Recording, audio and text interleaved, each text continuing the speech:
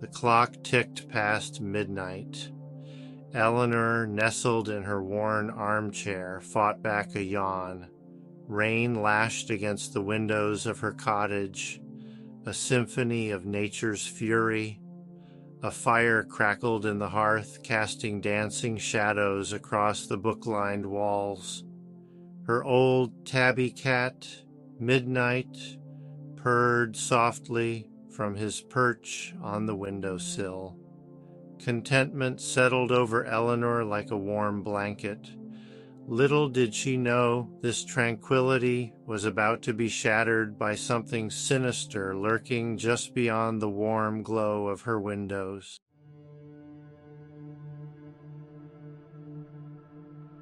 A sudden thump from the attic broke through the quiet, jolting Eleanor from her reverie. Midnight hissed, his back arching, a low growl rumbling in his chest. Eleanor's heart pounded against her ribs. She placed her teacup on the table beside her, the gentle clink amplified in the sudden silence. Her gaze darted towards the attic door, a plain wooden barrier to the shadowy space above. Another thud, louder this time, sent a shiver down her spine. Hesitantly, Eleanor rose from her chair. Her hand trembled as she reached for the iron poker by the fireplace. Taking a deep breath, she steeled herself.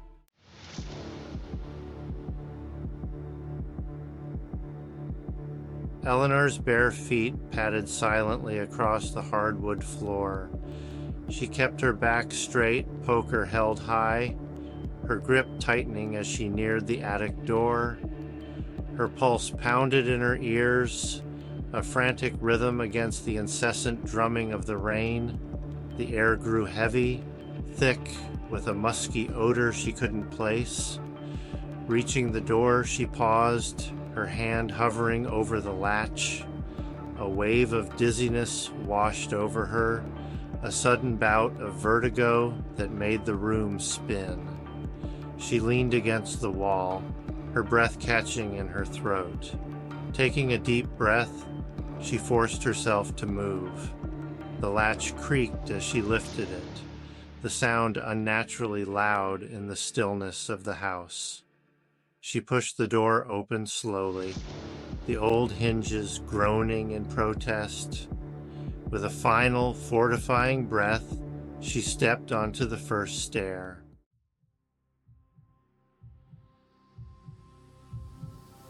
The air in the attic was thick with dust and the smell of decay.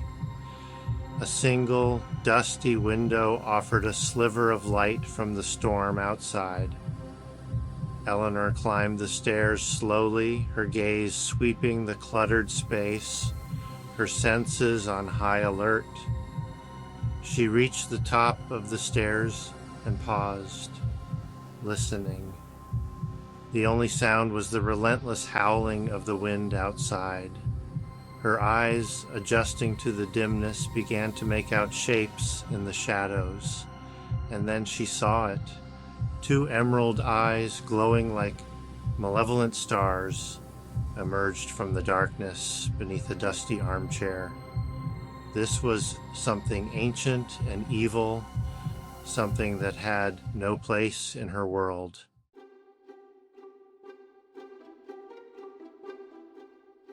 Slowly, cautiously, the creature emerged from the shadows. It was a lizard, but unlike any she had ever seen before. Its scales shimmered an iridescent tapestry of blues and greens. Its body, long and sinuous, moved with a grace that was both mesmerizing and terrifying. Spikes, sharp as shards of glass, protruded from its spine, and its claws gleamed like polished obsidian. But it was the eyes that held her captive, those emerald eyes that seemed to bore into her very soul. They were filled with an intelligence that belied the creature's reptilian form. A low growl rumbled in its chest, a sound that seemed to vibrate through the very floorboards. Eleanor stood frozen in place, her mind reeling. This couldn't be real. It was a hallucination, a trick of the light, a figment of her overactive imagination. And yet, here it was, a creature out of a nightmare, standing in her attic.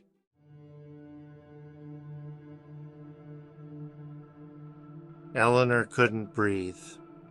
The poker slipped from her numb fingers, clanging against the wooden floorboards.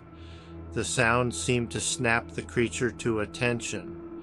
It twitched, its entire body humming with a low vibration that she could feel in her bones. The emerald eyes, glowing brighter now, never left hers. She wanted to scream, to run, but her body refused to obey. It was as if some unseen force held her captive. The air grew thick, heavy, making it hard to breathe. The lizard took a step closer, its claws clicking against the wooden floor. Each movement was deliberate, predatory. Eleanor's heart pounded against her ribs, a frantic drumbeat against the silence of the attic. She had to do something.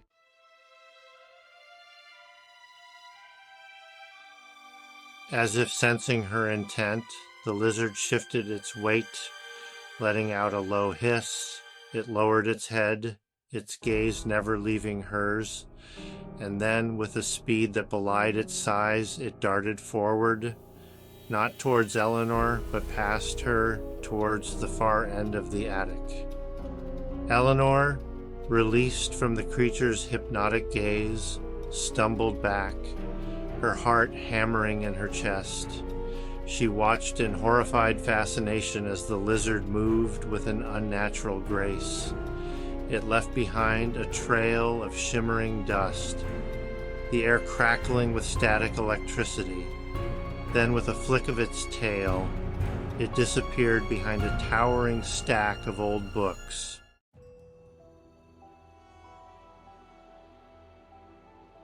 Her gaze darted around the cluttered space, searching for any sign of the creature. She had to get out of there, had to get help. But who would believe her? Who would believe that a creature out of a nightmare was stalking the shadows of her attic? Her eyes fell on the stack of old books where the lizard had disappeared. Steeling herself, she crept towards the stack, her hand outstretched, her fingers brushing against the dusty spines. The books were old, some bound in leather, others in faded cloth. Their titles were a mix of the familiar and the strange, the history of witchcraft, the secrets of alchemy, the Necronomicon. Her heart skipped a beat.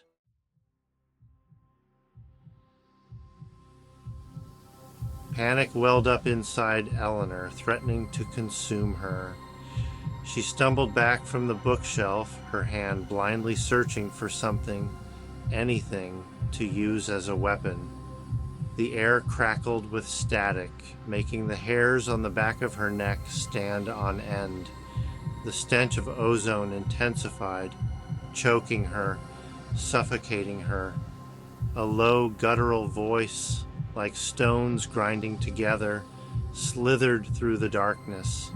It seemed to emanate from everywhere and nowhere at once. Fear, raw and primal, pumped through her veins. This was beyond a nightmare. This was madness.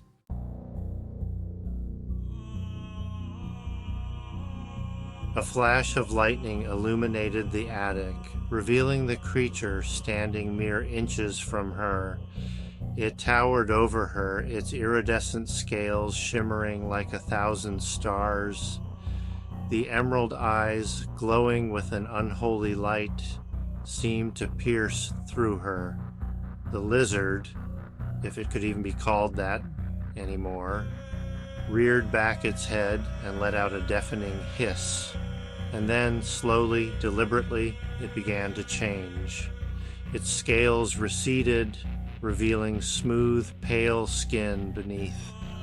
The transformation was both mesmerizing and horrifying.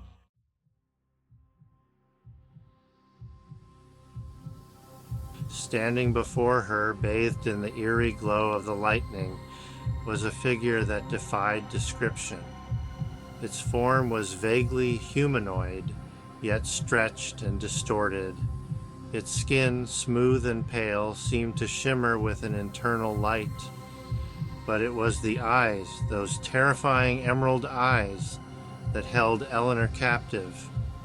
"We are the Jinn," the creature spoke, its voice echoing in her mind. "We are the shadows between stars, the whispers in the void.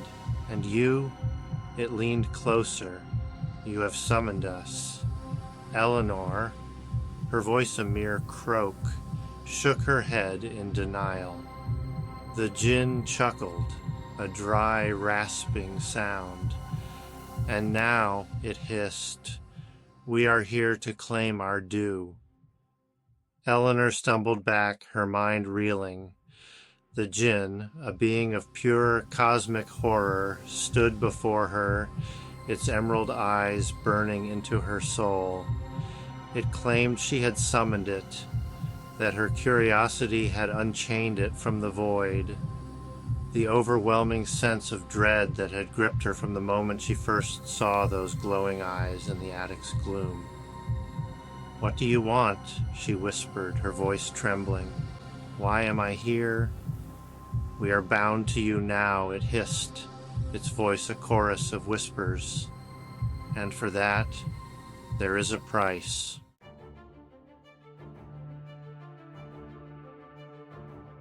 The Jinn glided closer, its movements fluid, almost serpentine.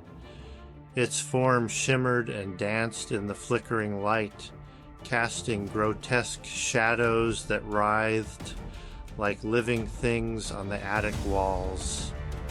Eleanor cowered back, her heart pounding against her ribs, her breath catching in her throat. "We offer a choice," the Jinn hissed, its voice a low rumble that seemed to vibrate in Eleanor's very bones. "Knowledge or oblivion. Embrace the power we offer, become a conduit for our will, and you shall have dominion over the forces of this world and beyond. Or refuse us and face the consequences." Eleanor's mind reeled. Knowledge or oblivion. Power or annihilation. The choices seemed both impossible and inevitable. A cruel jest from a being that existed beyond the realm of human morality. Behind the Jinn, the attic wall seemed to dissolve, revealing a swirling vortex of stars and galaxies, a glimpse into the cosmic abyss from which it came. Eleanor recoiled, her stomach churning at the sight. It was a vision of both terrifying beauty and unimaginable horror, a testament to the Jinn's power and the insignificance of her own existence. "Choose wisely, little one," the Jinn whispered, its voice a seductive purr. "Time is short, and the void hungers."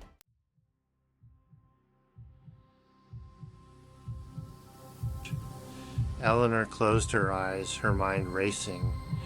She could feel the Jinn's power washing over her, threatening to consume her. Fear warred with a strange sense of fascination. Could she become a conduit for such power?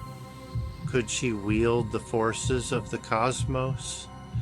The thought was both exhilarating and terrifying.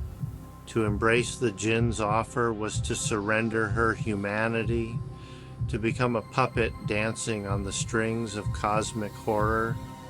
It was a fate worse than death. Taking a deep breath, Eleanor made her choice. She opened her eyes, her gaze meeting the Jinn's with a newfound resolve. And then she did the unexpected. She laughed. It was a hollow, humorless sound, born of fear and desperation, but it echoed through the attic, a defiant challenge to the cosmic horror. The djinn recoiled, its form flickering, and in that instant of hesitation, Eleanor lunged, not towards the creature, but towards the open attic window. The storm raged outside, rain lashing against the house, the wind howling like a banshee. With a desperate cry, she hurled herself into the tempest, choosing the unknown over the terrifying certainty of the djinn's embrace. The storm swallowed her whole. The attic stood silent. The djinn vanished without a trace.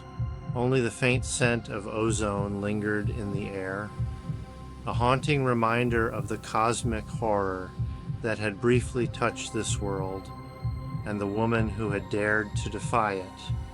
The storm raged on, its fury echoing the chaos that had been unleashed, and on the wind, carried away into the night, a single chilling laughter whispered through the trees, a promise, a threat, a reminder that some choices have consequences that extend far beyond the realm of human understanding.